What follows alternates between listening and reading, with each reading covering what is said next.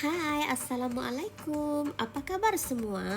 Cikgu harap semuanya sehat dan dapat bersama dengan cikgu pada hari ini dalam perjumpaan Kelab Kebudayaan sekolah kita.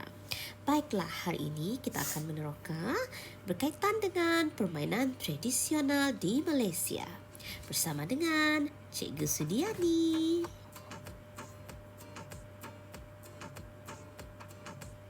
Okey, sebelum itu kita perlu tahu apa itu permainan tradisional. Permainan tradisional ialah permainan yang dimainkan oleh masyarakat dahulu untuk mengisi masa senggang ataupun masa lapang mereka. Okey, apa yang perlu kamu tahu berkaitan dengan jenis-jenis permainan tradisional? Okey, ada 10 jenis permainan tradisional yang cikgu kongsikan di sini. Yang pertama, main guli. Kedua, lompat tikus. Ketiga, lompat getah. Keempat, konda-kondi. Kelima, pukul berapa Datuk Harimau. Keenam, main lidi. Ketujuh, ting-ting. Kelapan, galah panjang. Kesembilan, congkak. Dan kesepuluh, batu seremban.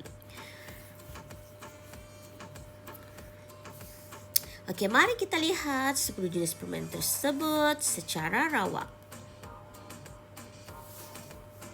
Okey, yang pertama di sini kita lihat dahulu permainan ting-ting ataupun lebih dikenali sebagai keting-ting. Okey, gelanggang ting-ting ialah lukisan petak-petak di atas tanah seperti dalam gambar ini ya. Terdapat 9 petak-petak di dalam satu gelanggang. Selain gelanggang, pemain juga perlu gundu. Ini adalah gundu.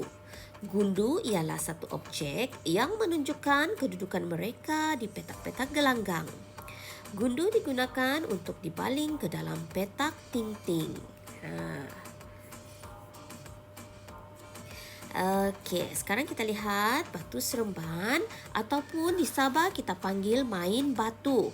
Okey, untuk bermain batu seremban ini kita kena gunakan tangan.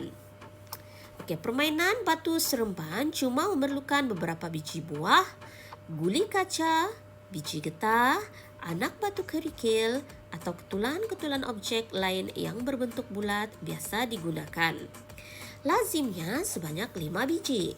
Selain itu, karung kain yang dijahit dan diisi dengan biji saga, pasir dan sebagainya juga boleh digunakan. Permainan ini sering dimainkan pada waktu lapang, di serambi rumah, di dalam rumah, di taman atau di mana-mana sahaja yang terdapat permukaan yang rata dan bersih. Para pemain akan duduk di atas lantai dan bermain mengikut giliran. Okey, ini pula permainan congkak. Permainan congkak secara asasnya melibatkan pengiraan mudah. Mereka yang cekap mencongak mempunyai kelebihan mengumpul mata dan seterusnya memenangi permainan. Dalam permainan congkak, terdapat 2 bahan iaitu papan congkak dan buah congkak. Papan congkak berbentuk sampan dan boleh diperbuat daripada pelbagai jenis kayu dan terdapat 5 atau 7 lubang sebaris yang dikenali sebagai kampung. Ini ni lubang yang 10 ataupun 14 lubang, yang di sini 5 ataupun 7 itu adalah kampung. Dan di kedua-dua hujungnya terdapat lubang ibu. Kedua-dua hujung ini ada lubang. Ini adalah lubang ibu yang dikenali sebagai rumah. Panjang papan congkak 7 lubang biasanya sekitar 80 cm. Panjang ini 80 cm. Dan lebarnya 18 cm. Lebar dia juga adalah 18 cm. 2 orang pemain diperlukan dan berkedudukan menghadap satu sama lain ketika bermain.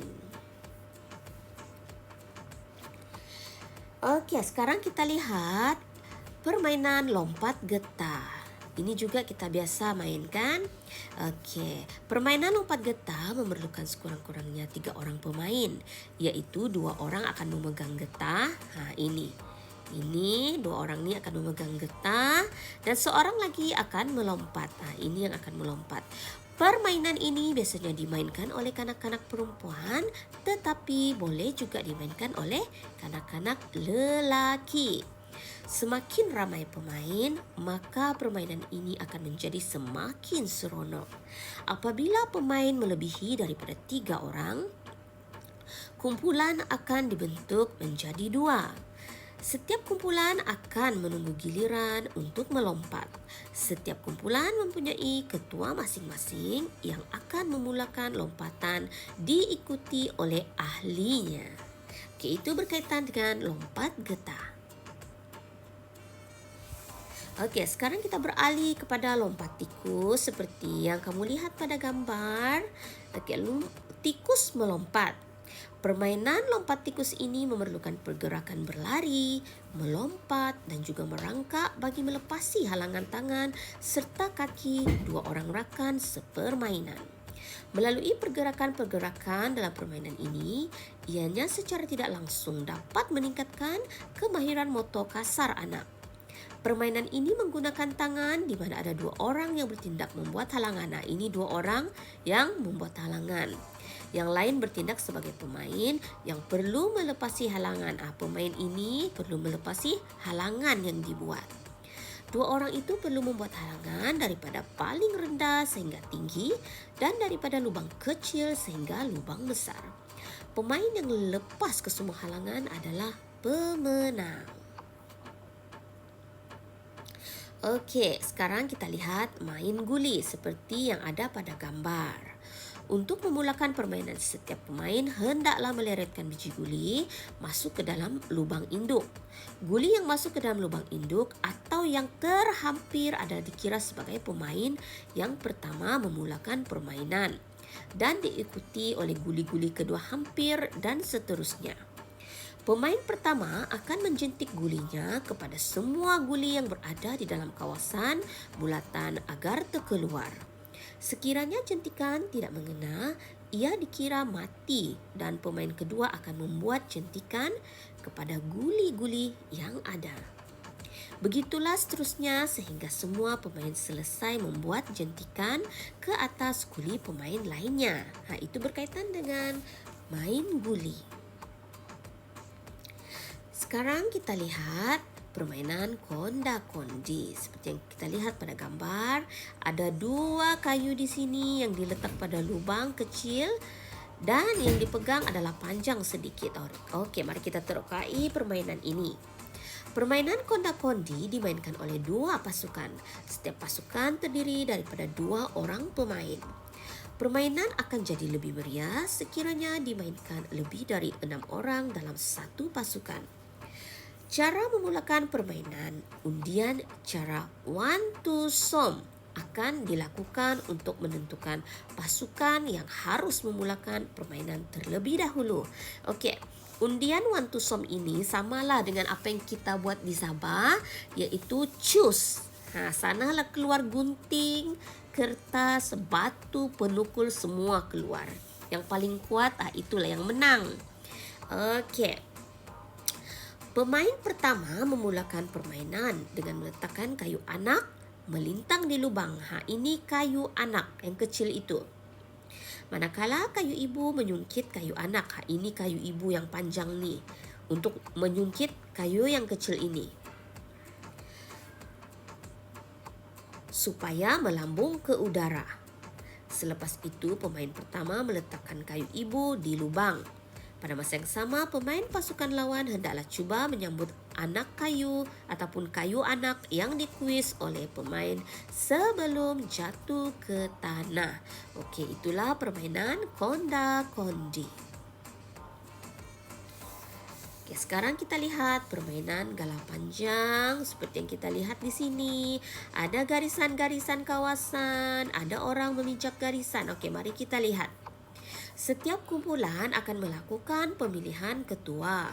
Ketua dari kedua-dua kumpulan akan mengundi siapa yang menjaga gelanggang dan siapa yang menempuh gelanggang. Selepas penentuan, kumpulan yang menjaga gelanggang akan menjaga gelanggang dengan berpijak di atas garisan yang dilukis tadi. Macam ni, mereka berpijak di atas garisan.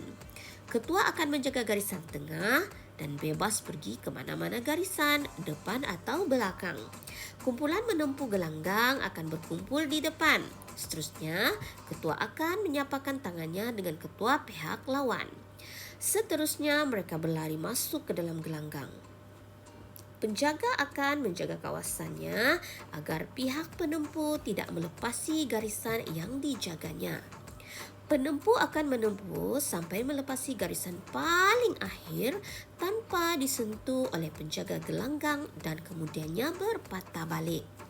Kemenangan tercapai apabila orang yang telah melepasi garisan paling akhir melepasi garisan permulaan. Dan permainan diteruskan sehingga ada pemain yang ingin berhenti. Okey, sekarang kita lihat permainan pukul berapa Datuk Harimau datang. Dalam permainan pukul berapa Datuk Harimau, permainan ini dimainkan oleh dua pihak. Iaitu satu pihak menjadi Datuk Harimau dan satu pihak lagi akan menjadi kanak-kanak ataupun mangsa kepada Datuk Harimau.